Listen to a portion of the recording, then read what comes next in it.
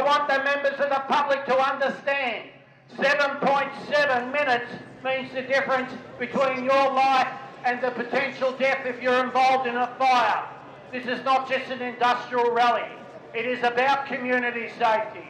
The firefighters are rallying in the streets of Melbourne today. We're rallying in regards to EBA negotiations that we've had protracted.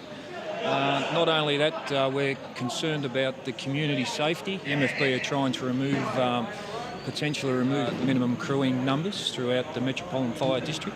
That will have significant impact on possibly decommissioning of trucks, possibly closure of fire stations. Certainly the safety of firefighters may be at risk. And of course with that, response times will get larger than the international standard of 7.7 minutes. And that's potentially a danger to the community. It basically comes down to, I think, cost cutting by the government.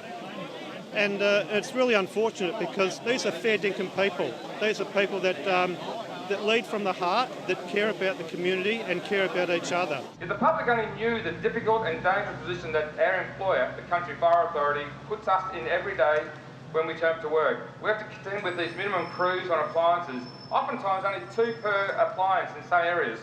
On my station, I have myself and 2 other firefighters to respond to a call. I have to wonder whether I am actually going to get home in one piece.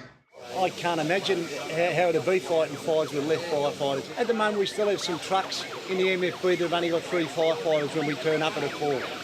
And although there might be other trucks coming, and invariably there is, it's still for that first maybe 10 minutes you're fighting the fire on your own with 3 people, and it's really hard. One's got to work the pump and the other 2 are, trying to put the fire out or rescue someone. And you try and cut the numbers down any further, it just costs lives. And it just puts so much pressure on the firefighters and puts them under so much stress and strain that we just won't cop it. Obviously it's going to have an adverse effect on not only fire protection in the Melbourne metropolitan area, but I think the morale of the guys as well at the station level. Turning out with less than what we have now is going to be detrimental to everyone involved. It won't be good. According to the MFB, our job aims to reduce the incidence and impact of fire and other emergencies on the community. Tell me how we do this with less firefighters on shift. When the tones go off at the station, we don't wait to finish drinking our cup of coffee. We drop everything and we run to the truck. We drive with the lights and sirens going. We don't hesitate when we arrive at a raging house fire to think about the dangers to ourselves.